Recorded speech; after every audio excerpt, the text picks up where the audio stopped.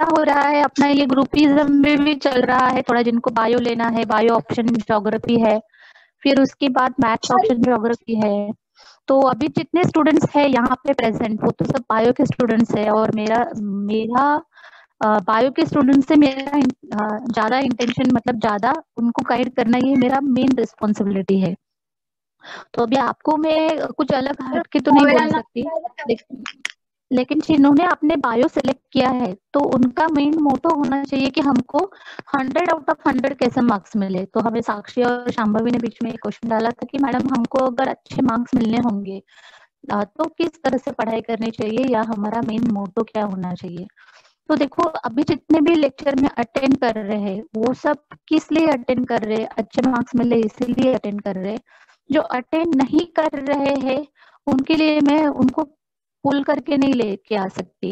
इसके लिए एक अच्छा स्लोगन बोलेंगे, या तो एक अच्छा कोट है कि 1 man can take 10 horses to the water. एक इंसान 10 जन को पानी के पास लेके जा सकता है, but 10 can not make 1 to drink it. समझ में आ रहा है क्या? तो 10 जो है वो एक 1 को ड्रिंक करने नहीं दे सकता। समझ में आ रहा है? तो इसका मतलब क्या कि बेसिकली हमको क्या करना है, हमें अपना फ्यूचर डिसाइड करना है। हम अपना फ्यूचर कैसे डिसाइड कर सकते हैं? हमें कॉन्सेंट्रेट होकर पढ़ाई करनी चाहिए। तो आपके साथ लक कितना कैरी कर रहा है, देखो। आपको एक 2-5 मिनट में आपके लेती हूँ आज, तो हम लोग, मैंने और भी सोचा इसके ऊपर क्या करना चाहिए। तो आपको ये कोरोना पीरियड आपके लिए बहुत बेनिफिशियल हो गया कि आप घर पे बैठ के सेल्फ स्टडी कर सकते हैं। ओके, तो कैसे सेल्फ स्टडी कर सकते हैं?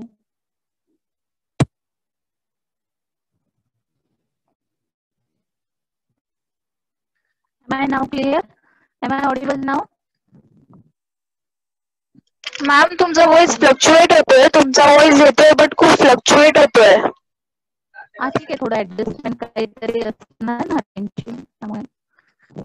मॅम बट तुमचं म्हणजे बट तुम्ही काय बोलता ते समजलं तर पाहिजे ना, तेच समजत नाहीये. आता मी टेक्निकल इश्यू सॉल्व्ह करू शकते का बाळा? थोडं एकदा दोनदा लिहून बघते. ठीक आहे मॅम.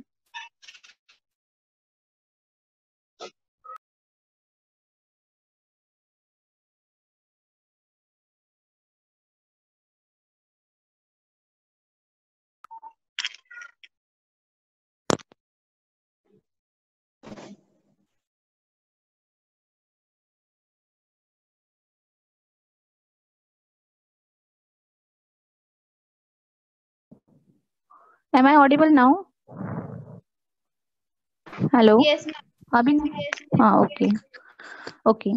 तो देखो, हम क्या बोलना चाहते हैं कि अभी आपको ये कोरोना पीरियड है ना, ज्यादा कॉन्सेंट्रेट स्टडी करने के लिए मिला है, ऐसे समझो। क्योंकि आपका डाइवर्शन फैक्टर बहुत कम हो गया है, आपका फ्रेंड सर्कल कम हो गया है, और उसके साथ आपकी जो, मतलब डाइवर्शंस होने वाले फैक्टर थे वो सब कम हो गए। रिक्शा में जाना, यहाँ जाना, वहां जाना, वो टाइम पास भी आपका बहुत कम हो रहा है। तो आपके पास 24 आवर्स में से मैक्सिमम 12, 13, 14 आवर्स सेल्फ स्टडी के लिए आपको मिल रहे हैं। और दूसरा बेनिफिट क्या हुआ है कि सिलेबस भी कम हो गया है। 50% सिलेबस डिडक्ट हो गया, 25% सिलेबस फुल्ली डिडक्ट हो गया है। उसमें से अगर मेन मेन पॉइंट्स देखा जाए तो 50% ही आपको अच्छे से पढ़ाई करनी है, और 50% कम पढ़ाई में ज्यादा मार्क्स मिल सकते हैं। तो ये टेक्निकली हमको सोचना चाहिए कि हम किस तरह से उस तरफ जाए। और इवन मैंने प्रैक्टिकल का भी पैटर्न डाला था, वो प्रैक्टिकल में भी क्या क्या सिलेबस डिडक्ट किया था। उसमें एक साक्षी ने क्वेश्चन पूछा था, अनस्पॉटेड मीन्स व्हाट। तो यहाँ पे अनस्पॉटेड होगा तो इसका मतलब स्पॉटिंग स्पीसीज होगा, ABCDEFGHN दिया होगा ना वहां पे। तो वो क्वेश्चन होगा, तो मैंने अब एक्चुअली वो PDF खोल के नहीं देखा है। तो स्पॉटेड का मीनिंग होता है कि वहां पे आपको स्पॉटिंग लिखना है। लास्ट ईयर अगर आपने प्रैक्टिकल अटेंड किया होगा तो कोई प्लांट या एनिमल स्पीसीज वन दिया जाएगा और उसके कैरेक्टर्स एक्सप्लेन किए जाएंगे। तो आपको 1 minute, 2 minutes, 3 minutes, maximum 3 minutes का आवर दिया जाता, 3 मिनट्स का टाइम दिया जाता है, और उसमें आप वो स्पॉटिंग के बारे में लिखेंगे। तो देखो, जिनको पढ़ाई करना रहता है ना, वो बैरियर को नहीं देखता। तो मैं अपना थॉट बता रही हूँ। हाँ, ऐसे तो इन जनरल जिसको पढ़ाई करना रहता है वो कम इसमें भी अपने को क्या इम्पोर्टेंट है वो छाट के लेता है। तो कल मैंने वो डालने के बाद उसने वो देखा, उसने क्वेश्चंस पूछे, तो ये रहता है अपना इंटरेस्ट दिखता है। तो मैं अपने क्लास में से जितने भी गए, अभी इसमें तो आपको 11th में ही आपने डिसाइड किया होगा बायो लेना ही है, और 11th में ही आपने डिसाइड किया होगा बायो लेफ्ट करना है। तो जिन्होंने डिसीजन लिया है बायो लेफ्ट करना है उनके लिए हम कुछ नहीं कर सकते, लेकिन जिन्होंने डिसीजन लिया है कि बायो लेना ही है तो उनके लिए 100 आउट ऑफ 100 मार्क्स कैसे आ सकते हैं, उस पे ज्यादा से ज्यादा सोचने की जरूरत है। तो देखो यहाँ पे बिल्कुल भी टॉपिक डिडक्ट नहीं किया हुआ है। ऐसे कौन से चैप्टर है? 3 चैप्टर है। कौन से? इनहेरिटेंस एंड वेरिएशन, फिर उसके बाद मॉलिकुलर बेसिस ऑफ इनहेरिटेंस, और उसके बाद ये लास्ट वाला that is human health and disease. इसमें से मोस्ट ऑफ ऑल बिल्कुल भी कुछ भी टॉपिक डिडक्ट नहीं किया गया है, और वेरी इंपॉर्टेंट ये 3 टॉपिक है। तो अगर ये 3 टॉपिक पे आप ज्यादा कंसंट्रेट करेंगे तो ये आपको ज्यादा मार्क्स भी देगा। इसमें से ये लेसन जो है ह्यूमन हेल्थ एंड डिसीज, ये आप पढ़ेंगे ना तो भी आपको क्लियर होगा। अभी मैंने टेस्ट डाला था, उसकी राइटिंग मुझे मैक्सिमम कितने 8 to 10 स्टूडेंट्स का मुझे आंसर मिला। उसमें से इवन बहुत जन को, अनस अगर है यहाँ पे, मैंने देखा नहीं, if Anas is present he should have to give reply me to yes. Anas से मैं बहुत एक्सपेक्ट करती थी कि वो बहुत अच्छा पेपर लिखेगा, और मैंने टाइम पीरियड भी कम दिया था, लेकिन अनस का पेपर राइटिंग मुझे इतना इतना अट्रैक्टिव नहीं लगा, और इतना उसका पढ़ाई हुआ है ऐसा हमें लगा नहीं। तो ये हम सबके इवैल्यूएशन सिस्टम के लिए बहुत अच्छा हुआ। मैंने एक जो छोटा टेस्ट लिया, उसके बाद मैंने और किसका देखा था, हाँ अभिनव का भी डाला था, अभिनव ने भी आंसर शीट मुझे भेजा था, उसका भी कंप्लीट नहीं हुआ। बहुत जनों का कंप्लीट नहीं हुआ, और बहुत जनों ने देख के भी लिखा होगा। इवन हमने बोला था कि आप देख के भी लिखो तो भी चलेगा, लेकिन ऑनलाइन व्हाट्सएप ग्रुप पे डालो, ताकि आप रिस्पॉन्सिबल रहेंगे ना तो हम वो काम कंसंट्रेटली करेंगे। So as a future youth generation, आप लोग फ्यूचर के सिविलाइज्ड मोस्ट इंपॉर्टेंट पर्सन रहेंगे, तो एक मेन कैरेक्टर आपके पास होना चाहिए। You should be responsible for that. तो आप रिस्पॉन्सिबल होने चाहिए। उसमें 2 क्वेश्चंस, बाकी सब आई थिंक साक्षी का पेपर मैंने ग्रुप पे गलत लिखे हुए थे, वो किसी ने ढूंढ के हमें आंसर नहीं बताया। लेकिन एक क्वेश्चन था, उसने लिखा था boric acid, if artificially that boric acid be applied, then maybe there is a pollen germination. But see what the question is given, how automatically pollen germination takes place. So मैंने text book के बाहर का कोई भी question नहीं डाला था। हाँ, yes Anas, the answer is that is sucrose.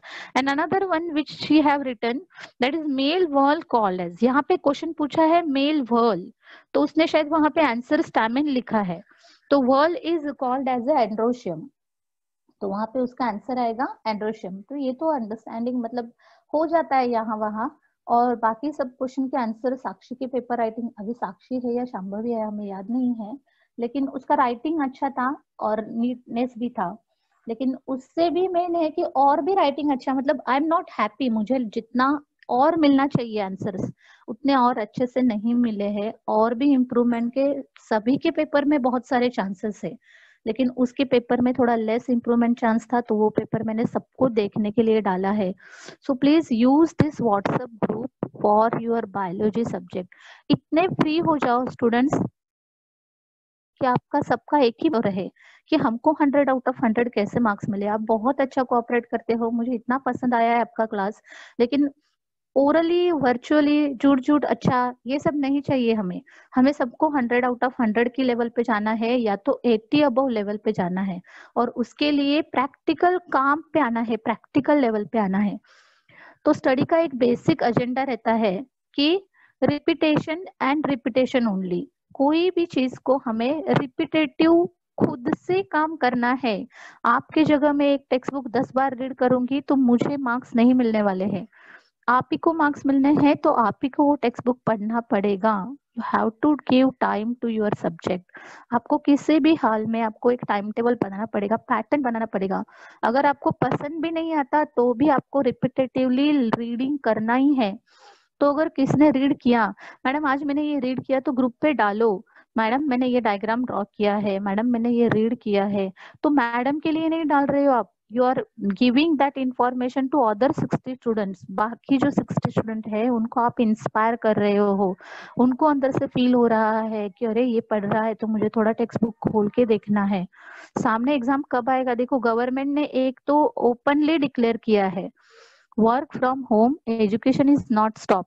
तो ऐसा नहीं है, गवर्नमेंट क्या बोलेगा, हमने तो बोला था ऑनलाइन लेक्चर्स चालू है, ऑनलाइन क्लासेस चालू है, या तो नोट्स मिल रहे हैं, तो बच्चों को कुछ ना कुछ मिल रहा है, तो वो उसी बेसिस पे एग्जाम पे रखेंगे। तो आप ऐसा बोल नहीं सकते कि हाँ हमारा ये पढ़ाई नहीं हुआ है, हमने यूट्यूब पे लिंक पे देखा नहीं, हमने ये नोट्स खोल के नहीं देखे, हमने ये पढ़ा नहीं। आप बोलेंगे तो भी नहीं चलेगा। तो इसका मतलब आपको भी पढ़ाई करनी है और हमें भी अपने लेवल पे जैसा होता है एज इट इज वो स्टार्ट करना ही है। तो मोस्टली इसमें बहुत टाइम चला जाता है टॉपिक रिवाइज करने में, क्योंकि कभी कभी क्या होता है सब लोग डेली लेक्चर अटेंड नहीं करते, और कोई कोई एक ही दिन अटेंड करता है, कोई फिर उसमें 4 लेक्चर 20 मिनट्स के बाद लेफ्ट होता है, या तो कोई बाद में लेट लेट आता है।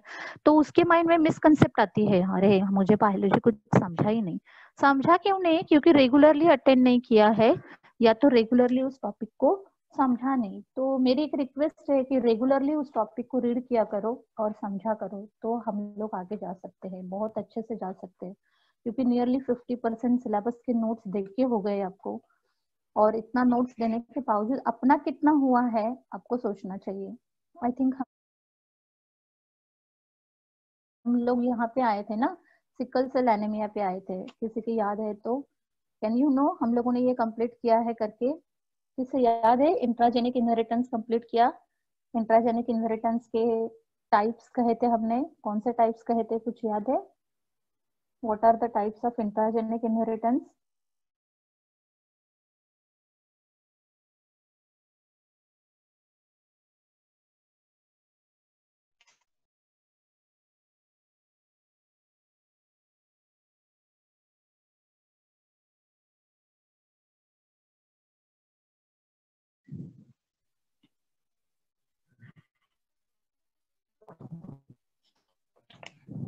Am I audible to all of you? Yes, ma'am. Okay, तो एग्जांपल्स ऑफ इंट्राजेनिक इनहेरिटेंस का हम लोगों ने क्या क्या लिया था? यस, तो one that is called as incomplete dominance, ये कंप्लीट हुआ। हाँ, फिर उसके बाद codominance, yes, and third one that is called as a multiple allele. तो मल्टीपल एलिल में हम लोगों ने कौन सा एग्जांपल लिया था, अगर किसे याद है तो? ड्रोसोफिलिया, ड्रोसोफिलिया, और कौन सा लिया था? Blood group. हाँ, तो ये दो एग्जाम्पल थे मल्टीपल एलिल्स के। इनकम्प्लीट डोमिनेंस में किसका एग्जाम्पल आया था? इनकम्प्लीट डोमिनेंस में एग्जाम्पल आया था मिराबिलिस जलापा का, और कोडोमिनेंस में एग्जाम्पल आया था roan species who have a skin coat colour. तो यहाँ पे हम लोगों ने कैटल का एग्जाम्पल लिया था, वह स्किन कोड कलर। तो यहाँ पे इंटरजेनिक इनहेरिटेंस में ये एग्जाम्पल आपको बोर्ड में आ सकता है 2 मार्क्स के लिए या 3 मार्क्स के लिए। हाँ, जब कोई टीचर पढ़ाती है तो किस तरह से क्वेश्चन आएगा, जल्दी से पूछना चाहिए, या तो उसी एंगल से हमें उस टॉपिक को पढ़ना है। हम लोगों को थोड़ा सा है ना एग्जाम ओरिएंटेड ही सोचना पड़ेगा, क्योंकि इसमें तो ऐसा नहीं है कि क्या बोलेंगे हम लोग, मतलब खाना बनाने की प्रोसेस नहीं है ये। तो खाना बनाने के लिए क्या क्या चाहिए रहता है, कुछ रॉ मटेरियल चाहिएगा ना, दाल चाहिए, घी चाहिए, फिर उसके बाद स्पाइसेस चाहिए, या तो राइस चाहिए, तो पूरा दाल चावल बनेगा। तो वैसे यहाँ पे भी हमको 100% चाहिए, तो हमें सोचना चाहिए कि हमें क्या क्या चाहिए एग्जैक्टली। मार्क्स चाहिए ना हमको, तो 100 मार्क्स के लिए क्या क्या रिक्वायरमेंट है, सोचो, प्रोसीजर बनाओ आप लोग। 100 मार्क्स के लिए हमें क्या जरूरी है? तो सबसे पहले राइटिंग जरूरी है ना। तो सपोज एक्सटर्नल मटेरियल के बारे में हमने सोचा, तो हमें क्या क्या जरूरी है? जो पेन देंगे, नोटबुक देंगे, पेपर देंगे, वो पेरेंट्स देंगे। उसके साथ मेन क्या चाहिए बताओ? मतलब उसके साथ मेन बर्नर चाहिए ना, राइस है, दाल है, सब कुछ है, लेकिन मेन बर्नर तो चाहिए, कुछ हीट तो चाहिए। और वो हीट है ना आपके हार्ट से आएगी, आपके अंदर से आएगी।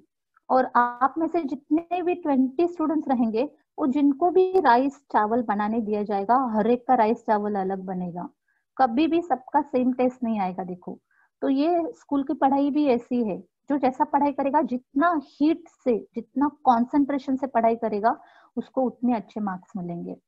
तो कंसंट्रेशन का मतलब क्या होता है? हमको सोचना है कि बोर्ड का एग्जाम देना है, तो हमें मेन किस चीज की जरूरत है? तो हमें मेन किस चीज की जरूरत है? देखो, तो हमें 100 मार्क्स की जरूरत है।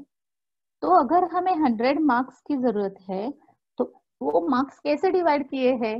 वो डिवाइड किए हैं 1 मार्क, फिर उसके बाद 2 मार्क्स, फिर उसके बाद 3 मार्क्स, उसके बाद 4 मार्क्स। बराबर है? यही मार्क का डिस्ट्रीब्यूशन है। तो 1 मार्क फॉर किसके लिए रखा है उन्होंने? एमसीक्यू। 2 मार्क फॉर किसके लिए? शॉर्ट आंसर दिए। और 3 मार्क्स मोस्टली नॉलेज और क्या आएगा बताओ? अंडरस्टैंडिंग।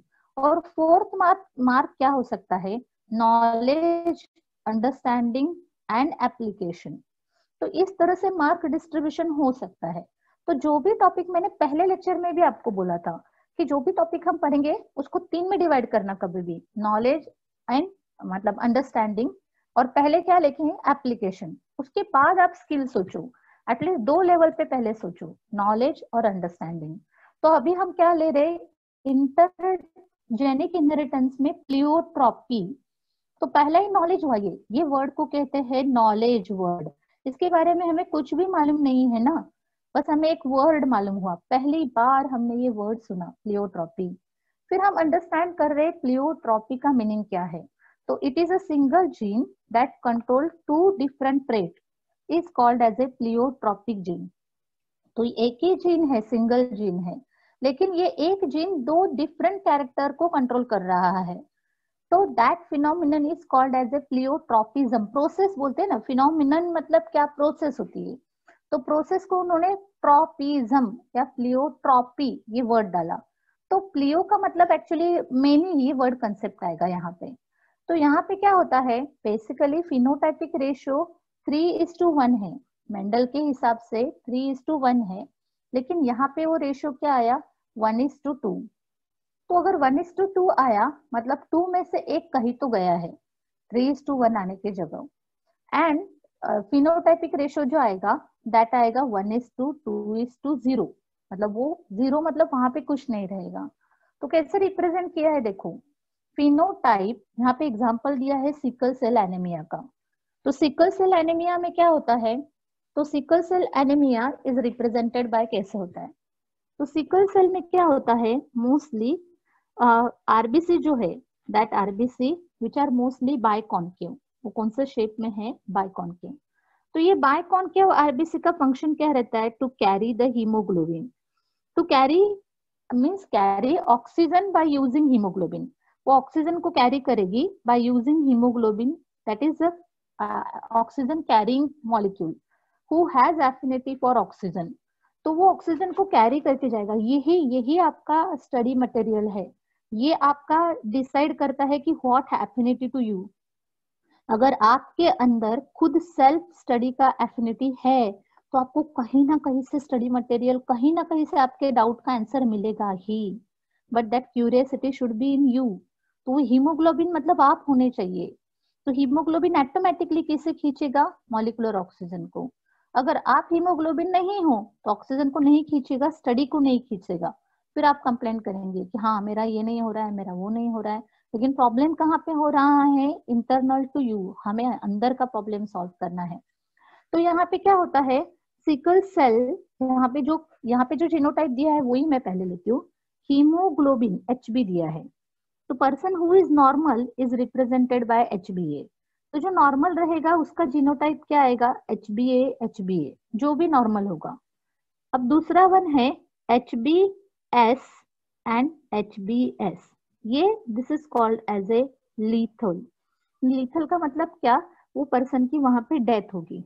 तो ये पहला मैंने क्या कहा? This is called as a normal. Normal का मतलब वो बाहर से भी नॉर्मल है और अंदर से भी फुल्ली नॉर्मल है। लेकिन एक जो है, जैसे हम लोगों ने कैपिटल T और स्मॉल t लिया था, तो इसका हम लोगों ने एक्सटर्नल कैरेक्टर्स क्या कहा था? टॉल है। लेकिन इंटरनली उसके पास कौन सा कैरेक्टर छुपा हुआ है बताओ? ड्वार्फ का कैरेक्टर छुपा हुआ है। तो सेम वैसे ही यहाँ पे क्या होता है? ये जो नॉर्मल और लीथल स्पीसीज है, इनमें अगर हम HB और HbS लिया तो ये जो लीथल जीन है, that lethal gene is act as a suppressor. वो यहाँ दिखाता नहीं है। वो दिखने में बाहर से पर्सन फुल्ली कैसे रहेगा बताओ? नॉर्मल। लेकिन फ्यूचर में ये HbS कैरी होके जाने वाला है। So use this as a carrier, इस पर्सन को हम क्या कहेंगे, कैरियर। किसे, जिसका जीनोटाइप क्या रहेगा, HbA and HbS। What it is carrier, it is a carrier of sickle cell disease. तो ये पर्सन किसे कैरी करेगा, सिकल सेल डिसीज को। और सिकल सेल मतलब क्या होगा, हमने उस दिन भी बोला था कि आरबीसी कौन से शेप में हो जाएंगी, सिकल शेप में हो जाएंगे। तो आ गया, तो यहाँ पे क्या आ रहा है देखो, तो phenotype that is sickle cell carrier. Sickle cell carrier, one should be male and other should be female. तो एक को क्या लिखा है फीमेल, एक को क्या लिखा है मेल। उनका जीनोटाइप क्या आया, HbA एंड HbS। यहाँ पे भी उसका जीनोटाइप कैरियर है, मतलब क्या आएगा बताओ, HbA एंड HbS। उन्होंने क्या बनाया, उनके गैमेट्स, क्या गैमेट आए, HbA HbS, HbA HbS। तो F1 ऑफस्प्रिंग और हाइब्रिड, उनका क्रॉस किया, one is female other one is male. तो यहाँ क्या आया, HbA एंड HbS, ये गैमेट्स हुए। Now these gametes fuse to form, this person should be always, क्या होगा बताओ ये, just give me the answer. आपको क्या लगता है, ये डिफेक्टिव होगा या नॉर्मल होगा, HbA means, what do you think, this person should be always कौन सी कंडीशन में होना चाहिए, नॉर्मल। Normal, yes. तो ये नॉर्मल में होगा, हाँ yes. Now this should be in what condition, carrier, ये HbA एंड HbS, हाँ बराबर है दीक्षा, HbA एंड HbS। तो कौन से कंडीशन में आया बताओ, कैरियर कंडीशन में आया। और ये HbS मतलब क्या हुआ, लीथल, मतलब इसकी क्या होगी, डेथ होगी। तो इसकी वजह से ये वन जो है that is called as a normal and this two are called as a carrier and this one is called as a lethal. So lethal means what? As soon as the birth takes place, that may be die because of less oxygen carrying capacity. उसे oxygen ही नहीं मिलेगा, oxygen carry ही नहीं होगा RBC में से, तो person की क्या होगी, डेथ होगी। सो HbA नॉर्मल लिखा हम लोगों ने, HbS क्या लिखा है, कैरियर, और HbS क्या आया बताओ, lethal. So the ratio is 1:2:0, that instead of क्या आना चाहिए था बताओ, 3:1 आना चाहिए था, या तो रेशियो क्या आना चाहिए था, 1:2:1 आना चाहिए था, लेकिन वो नहीं आया, तो ये रेशियो आया। तो इसमें क्या क्या क्वेश्चन बनेंगे, पहले प्लियोट्रॉपी का मीनिंग बनेगा, फिर उसके बाद 2 मार्क्स के लिए चार्ट से रिप्रेजेंट करने आएगा, फिर 1 मार्क के लिए एम्बिगुअस क्वेश्चन करके वो देंगे और ऑप्शन में देंगे लीथल जिन कौन सा है लिखो, या तो सिकल सेल कैरियर पे क्वेश्चन डालेंगे और अलग अलग जीनोटाइप लिखेंगे और फिर उनका रेशियो बताएंगे, रेशियो लिखो। तो यहाँ पे इस तरह से क्वेश्चन बनेंगे। तो आप जो भी टॉपिक पढ़ेंगे क्वेश्चन फॉर्मेट में पढ़ना। The sickle cell anaemia is lethal in homozygous condition. तो सिकल सेल एनीमिया लीथल कब है, कौन सी कंडीशन में, होमोजाइगस HbS और HbS कंडीशन में, that is of what condition, recessive gene में। तो सिकल सेल के क्या क्या कैरेक्टर्स है, क्या क्या सिम्टम्स है, तो RBC become sickle shape, that is what shape, half moon shape. So low oxygen concentration, तो ऑक्सीजन कैरिंग कैपेसिटी कम होगी। तो मैडम ये डिसीज किसी ना किसी पर्सन में रहेगा, तो हमको क्या प्रिकॉशन लेना चाहिए, तो so marriage between 2 carrier will produce, 2 carrier जो रहेंगे अगर उनका रेशियो शादी हो गया तो वो कौन सा चाइल्ड प्रोड्यूस करेंगे, 1:2 actually 0, but sickle cell anemic die, so ratio is, यहाँ पे क्या आएगा बताओ, 1:2। मैरिज बिटवीन 2 कैरियर, हमने ऊपर 2 कैरियर ही लिया है ना, ऊपर 2 कैरियर ही तो लिए हैं, इन दोनों का मैरिज करने के बाद दे विल प्रोड्यूस क्या करेंगे, 1:2:1। यहाँ पे ये बुक में बराबर 1 लिखा है, there is no wrong, but आगे एक्सप्लेनेशन दिया है, but sickle cell anemic ratio is 1:2, because यहाँ पे जो 1 होगा वो क्या हो जाएगा बताओ, डाई होगा, डाई होगा मतलब उसकी क्या होगी, डेथ होगी। सो रेशियो क्या आया बताओ, 1:2। भले वो दिखाएगा हमें रेशियो कितना, 1:2:1, but this 1 will be die here, वो यहाँ पे डाई हो रहा है, डेथ हो रही है उसकी। सो रेशियो क्या आएगा, 1:2। तो एमसीक्यू के एंगल से भी सोचो। अब पूरा अपना टॉपिक, एक्चुअली लास्ट ईयर के सिलेबस में ये भी था, मतलब प्लियोट्रॉपी के बाद प्लियोट्रॉपिज्म, ये जो कंसेप्ट है ना, ये सब थे, तो उन्होंने अच्छा किया है, कुछ भी नहीं दिया। फिर pleiotropy, polygenes, epistasis, supplementary and complementary gene, ये सब थे। ट्राई हाइब्रिड रेशियो भी था मेंडल का, हमने तो डायहाइब्रिड भी बुक में, डायहाइब्रिड भी नहीं है ये साल। तो जो वास था वो निकल गया, ये सब नाम के लिए दिए हैं, तो ये सब नाम के लिए आप रखो। आपको जिसको नीट का एग्जाम देना है, जिसको डीपली, इसलिए मैं क्वेश्चंस भी दे रही हूँ आपको, तो वो पूछेगा मैडम पॉलीजेंस का मतलब मीनिंग कौन सा है, ये किस में होता है, ये तो पॉलीजेंस वीट कर्नल में आता है स्पेसिस। फिर एपिस्टासिस सप्लीमेंट्री, ये जो है ट्राइब्रिड रेशियो में ही आते हैं।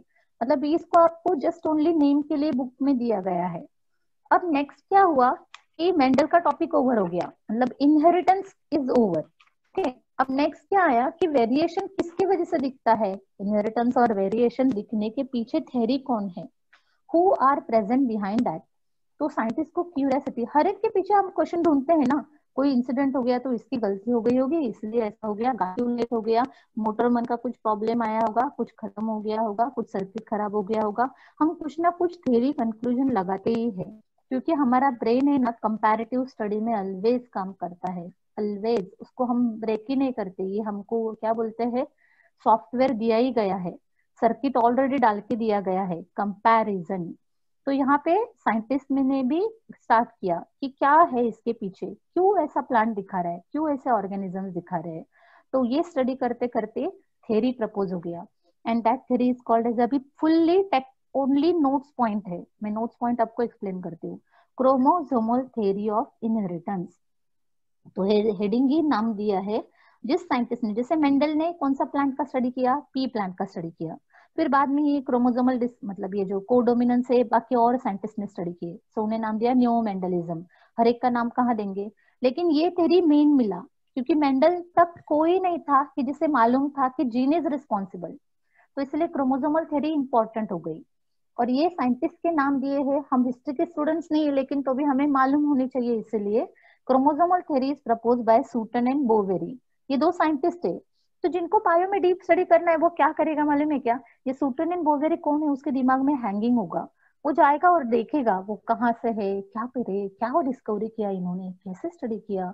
जिसको आगे जाना रहता है वो 1 मिनट के लिए गूगल को इस तरह से यूज करेगा। सो ऑल ऑफ, मैं आपको क्या बोलती हूँ, आप लोग मोबाइल यूज करो, इतना यूज करो कि आपको ऑलवेज उसमें बायोलॉजी, फिजिक्स, केमिस्ट्री, मैथ्स ही दिखे, जो भी टर्मिनोलॉजी आई लिया, गूगल ये इसलिए बेनिफिशियल है। फिर उसके बाद उसकी मैम फर्स्ट पॉइंट क्या है, yes 10 minutes left. Okay, thank you. आज हम जरा क्वेश्चन आंसर्स नहीं लेंगे फास्टली, मैं 10 मिनट्स का लिए, और एक दिन वंस इन अ वीक हम लोग ओनली क्वेश्चन आंसर सेशन भी लेंगे 15-20 मिनट्स का। Okay, thank you to all of you. The chromosomes are present in pair in somatic cells. तो सोमैटिक सेल का मीनिंग क्या होता है, बॉडी सेल में। तो हमारे जो सेल है, जो मिलियन बिलियन ऑफ सेल्स है, कोई भी हैंड की ले लो, हेयर की ले लो, वो पूरी सेल को हम बोलते हैं बॉडी सेल। जहां पे भी बॉडी में सेल है, there they are present in pair. बस ओनली जहां पे मियोसिस होगा, मतलब कौन सी सेल होगी बताओ, एग फीमेल बॉडी में, और मेल बॉडी में होता है स्पर्म, तो वहां पे क्रोमोसोम्स हैप्लॉइड होते हैं, मतलब हाफ होते हैं। तो इसलिए यहाँ पे ये जो लाइन है वो क्यों ऐसा दिया, ऐसा क्वेश्चन आया कि क्रोमोसोम्स आर प्रेजेंट इन, कहाँ पे रहेंगे, इन पेयर, ऑलवेज पेयर में रहेंगे, but in which cell, somatic cell. क्यों सोमैटिक सेल कहा, मतलब कंपैरिजन आया, इसका मतलब कोई और एक सेल है, and that cell is called as a reproductive cell. उस रिप्रोडक्टिव सेल में वो हाफ होते हैं, इसलिए यहाँ पे ओनली आंसर क्या दिया, somatic cell. During gamete formation, homologous chromosome pair.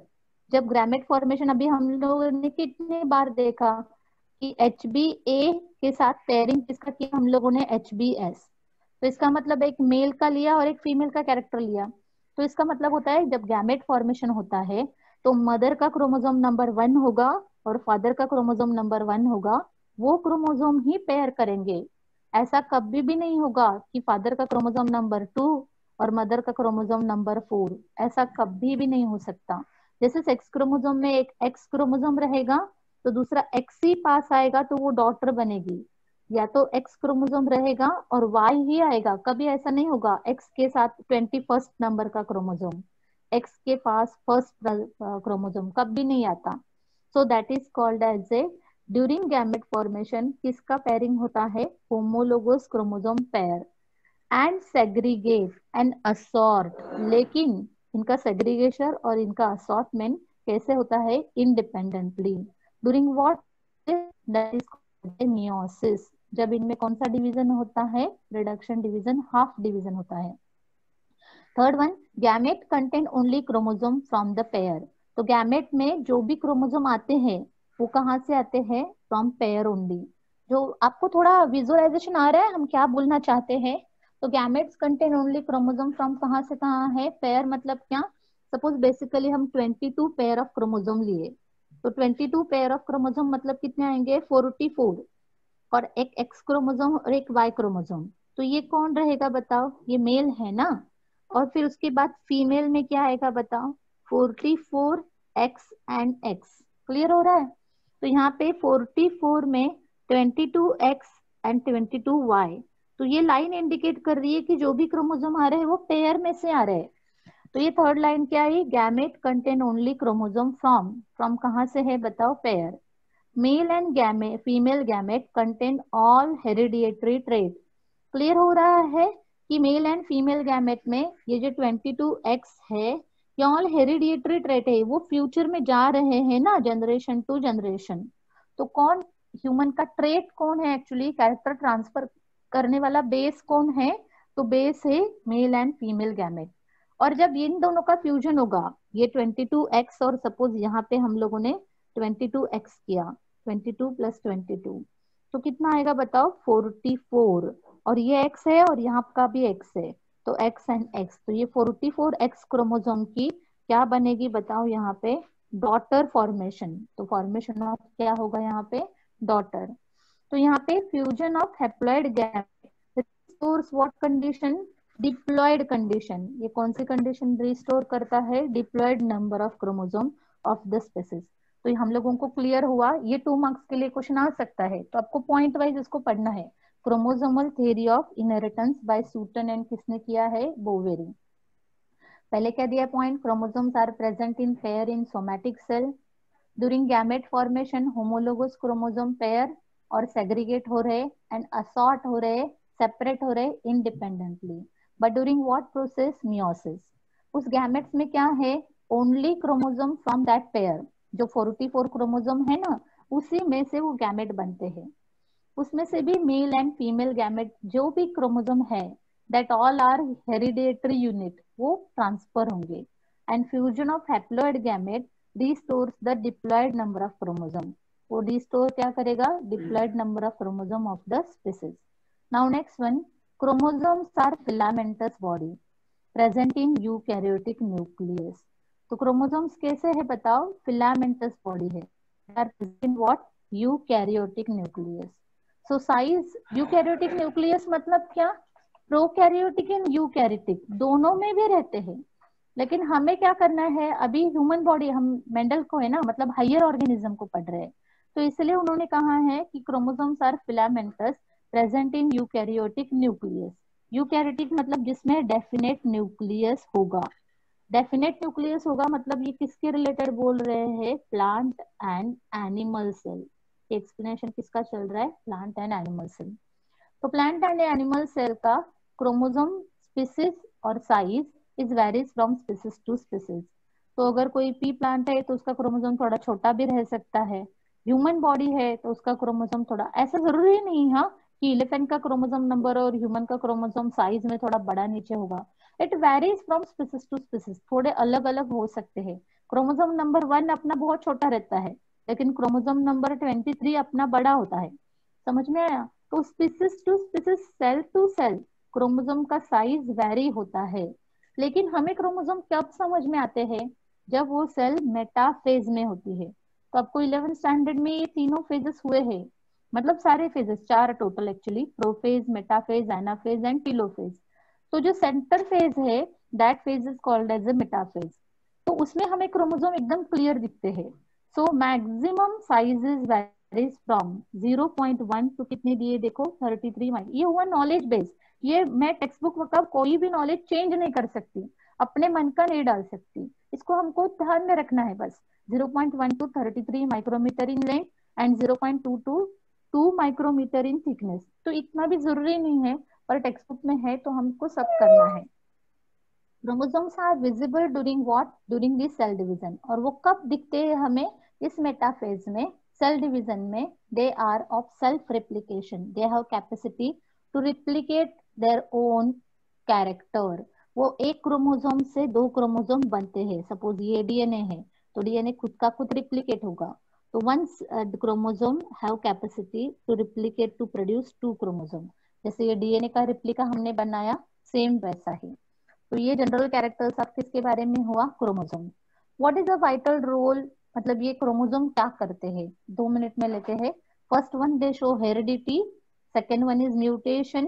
Third one is variation. अगर आपको समझ में नहीं आया तो आप यूट्यूब लिंक फिर से पढ़ो, सुनो। Then second one, evolutionary development. तो चेंजेस होते हैं, ह्यूमन बॉडी भी चेंज होती जाती है, ग्रैंडफादर से लेके फादर में, फादर से लेके सन में, फ्रॉम स्पीसीज टू स्पीसीज। ये मेन कैरेक्टर है क्रोमोसोम का, ये मेन पॉइंट दिखाएगा। फिर उसके बाद number of chromosomes is specific and constant for particular species. जैसे हमारे लिए कितने हैं, 44 प्लस एक्स एंड वाई। तो स्पेसिफिक है, हमारे पास 46 नंबर ऑफ क्रोमोसोम है, और उसमें भी 46 में 20, ये जो 44 है they are called as a autosomes. उसे क्या नाम दिया है, autosome. And X and Y are called as a sex chromosome. And ploidy, ये वर्ड आपको बहुत बार हुआ है, that refer to the primary basic number of chromosome, haploid, ploidy, haploidy। फिर उसके बाद कौन सा है, डिप्लॉइड, that is diploidy।